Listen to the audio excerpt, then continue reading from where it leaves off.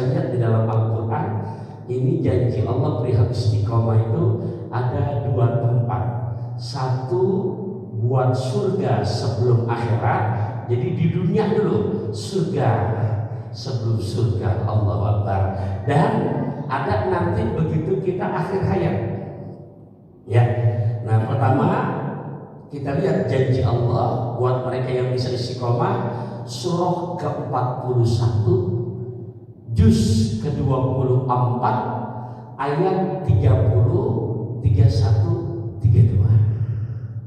Saya ulang, surah ke-41 juz ke-24 ayat 30, 31, 32. Ya, ini di dunia, bukan buat besok kita meninggal, bukan. Dunia yang nanti kalau kita terjemahkan bebasnya, Allah berikan surga sebelum surga. Kamu mau apa? Kamu mau iPhone yang terbaru? Kecil. Kamu mau apa? Mau healing ke luar negeri? Buat Allah kecil. Ya, oke, kita lihat dulu di sini. Saya sambil terjemahkan kata per katanya. Innalladzina, sungguh orang-orang yang qalu, mereka mengatakan, Rabbunallah, Tuhan kami adalah Allah. Summastaqamu, kemudian dia dawamkan, dia kontinukan, dia betul-betul istimror. Habis bulan tahajud, tengah bulan tetap tahajud, cuaca cerah ngaji, hujan berangkat, pertamax dek ganti harga berangkat. Saya butuhkan naik ganti harga. Kalau naik mah dikit, tapi kalau ganti harga tinggi, gitu. Iya. Nah ini siapa orang yang bisa begitu? Lihat janji Allah. Ini di dunia, tatanazzalu alaihimul malaikat, niscaya turun kepadanya para malaikat. Malaikat Allah utus kepada hamba yang begitu, seraya berseru, Allah takhafu wala tahzanu, kamu jangan takut, kamu jangan bersedih hati, akan tetapi berbahagialah dengan surga yang aku telah janjikan. Karena orang-orang istiqomah punya prinsip ya, hidupnya nggak ngandelin orang. Udah, nggak apa-apa yang lagi uzur itu doain, lagi sakit Allah angkat penyakitnya, udah berangkat. Kamu berangkat, lihat dong status aneh, udah dapat pantun, udah bisa pantun gitu. Iya, berangkat. Ya Allah, ibu udah berangkat tuh, setan nggak tinggal diam, diuji lagi. Kenapa?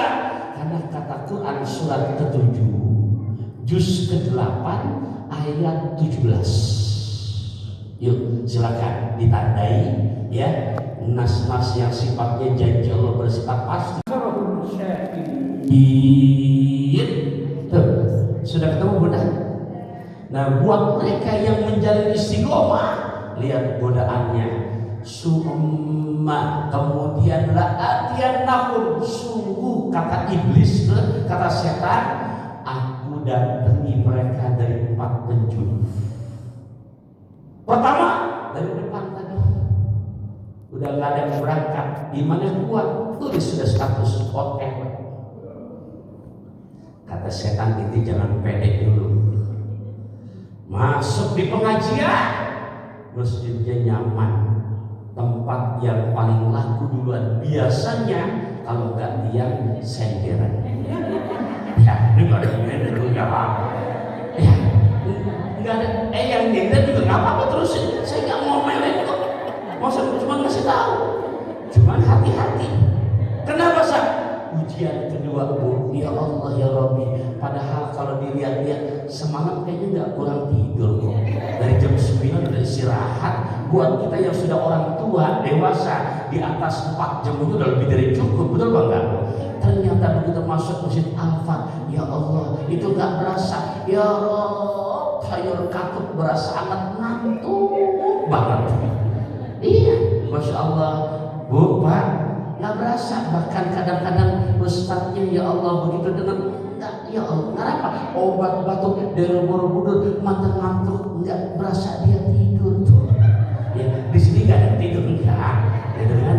Oke, ya ternyata diuji lagi, enggak, saya bawa permen langsung udah tidur nggak ngantuk. Oke, 2 lolos.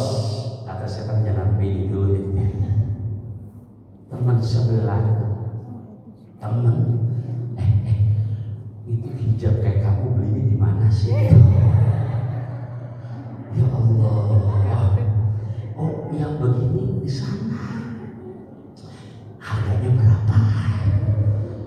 Ustadz yang bahas istiqomah, dia punya judul sendiri, hijab. Jangan dia nggak banyak tuh, nggak hijab, tas, cincin, handphone tuh.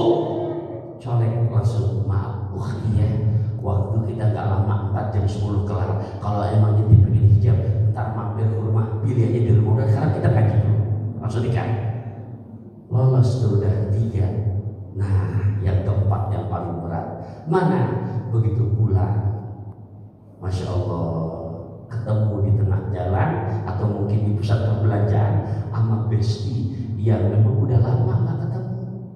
Begitu ketemu melihat bunda yang sudah luar biasa dengan penampilan beda kayak dulu, ya Rob, dia beri salam, waalaikumsalam. Temen ngucap nih, anak melihat ini sekarang luar biasa, dekatnya aja serasa mencium bau surga. Di hati langsung tuh, aku gitu loh. Rusak nah bunda ya, 4 penjuru. Jadi tolong jangan sampai kita terprovokasi dengan hal gitu. Nah makanya siapa yang bisa istiqomah bunda, ini banyak jalan istiqomah. Kalau saya di pesantren, anak-anak santri saya wajibin istiqomah. Karena kalau pesantren mendingan dari kita wajibkan dia terbiasa. 1, mereka kita ajarkan istiqomah untuk dari jam 3 pagi udah mandi, ya, karena buat kesehatan mereka ke depan. Berarti qiyamul lail. 2, mereka wajib istiqomah 5 waktu berjamaah. 3, mereka wajib Senin Kamis untuk puasa sunnah. Ya, nah ini kenapa Ustaz bisa pengen begitu? Karena di saat kita bisa istiqomah, lihat fasilitas yang Gusti Allah janjikan. Nahnu auliya hukum fil hayati dunya wa fil akhirah. Kami menjadi pelindung kamu. Masya Allah, yang ngebekingin nggak tanggung-tanggung, bukan angkatan lagi. Gusti Allah yang memberikan pengawalan, menawarkan sebagai pelindungnya, dan garantinya lihat dunia akhirat. Dan apa yang kamu pengen dulu, ya pasti aku berikan fasilitasnya. Ya, bunda, ini saya bukan menggurui, ya jujur, ini kita sama-sama lagi ngaji, dan ini janji yang pasti. Emang gak gampang, berat dalam janji. Tapi di saat kita bisa lihat janji Allah di dunia, apa yang kamu pengen. Ya tuh, jangan datang ke orang pintar ya, karena yang datang pasti orang bodoh. Gitu. Tapi lihat ini juga Quran. Saya ulang, surat ke-8. Surat ke-8, juz ke-9, ayat 33. Udah ketemu belum? Udah ya? Oke, saya baca dikit di sini.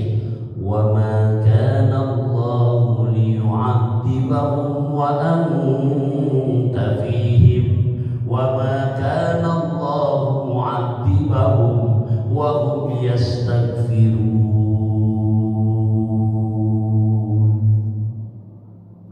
Bunda, surat apa tuh? Ayat berapa? Ini janji Allah. Intinya kalau saya singkat, Gusti Allah nggak bakal membuat hambanya susah. Atau bahasa kasarnya, Gusti Allah nggak bakal bikin hambanya belangsak atau kena azab selama hambanya masih menjaga 2 hal. 1, salawat Nabi. 2, istighfar. Yang kedua Bunda, fasilitas buat mereka istiqomah begitu kita jadi jenazah. Tadi di dunia. Nah, biar tuntas kajian kita kali ini, mana fasilitas begitu kita meninggal dunia buat mereka yang bisa istiqomah. Tandai surat ke-46, juz ke-26 ayat 13-14. Ya, saya ulang, surat ke-46 juz 26 ayat 13-14. Kalau ini ngambilnya nggak sekarang, ngambilnya kita jadi jenazah dulu, ya. Udah bakalan begitu, nggak apa-apa. Ibu mau duluan, saya belakangan. Ya udah, kalau ibu nggak terima saya balik. Saya belakangan, ibu mau duluan. Nah intinya Bunda kita bakalan ke sana, betul bakal? Ya Allah, bakalan ke situ semua. Mas Dewi Sulaiman aja ngingetin terus, orang kaya mati, orang miskin mati, raja-raja mati, rakyat biasa ketua DKM jamaahnya. Ya Allah, Bunda bukan menggurui, bukan menakut-nakuti, kita bakalan ke situ. Iya, ya. Dan kalau sudah begitu, mau setia manapun nggak ada yang setia. Iya, kecuali buat mereka istiqomah. Lihat janji Allah surah Al-Ahqaf ayat 13-14. Sudah ketemu Bunda? Ya, karena tadi sudah kadaman janji karena sebut dua ayat kan. Nah ini nanti fasilitas begitu kita jadi jenazah. Lihat janji Allah. Innal ladzina qalu rabbuna Allah tsumma istaqamu fala khaufun 'alaihim wala hum yahzanun. Ulaika ashabul jannah khalidina fiha jazaa'an bima kanu ya'malun.